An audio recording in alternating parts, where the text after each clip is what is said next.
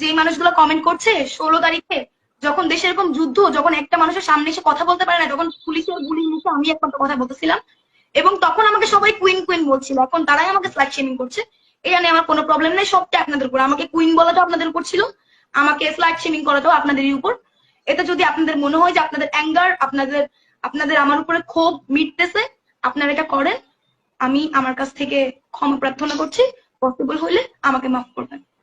সবাইকেই বলছি, আমার আমার যে ব্যবহার ছিল গতকালকে শেষ 1 ঘন্টার, আমি তার জন্য খুবই দুঃখিত। বাংলাদেশ আর্মির কাছে আমি খুবই দুঃখিত। এরকম ব্যবহার বা এরকম ব্যাপার আমার কোনোভাবেই করা উচিত হয়নি, কিন্তু সিচুয়েশন, টাইমিং এবং ওইখানে যে কার্যকলাপগুলো যাচ্ছে, যেটার কারণে আমি হয়তো আমার মতো করে প্রপার কনসিয়াস ছিলাম না। আমার নিজেরও একটা ভেতরকার অ্যাঙ্গার ছিল, আমার মনে হয় ওখানে প্রত্যেকটা মেয়েরই ছিল। আমি তার জন্য বাংলাদেশ আর্মির কাছে আন্তরিকভাবে দুঃখিত। এবং যে ক্যাপ্টেন ছিলেন তাকে আমি অলরেডি খুঁজছি। আমি আপনাদেরকে এইটুকু বলতে পারি যে আমি তাকে পেলে বা আমি তাকে পেয়ে তার কাছে ক্ষমা চেয়ে আসবো।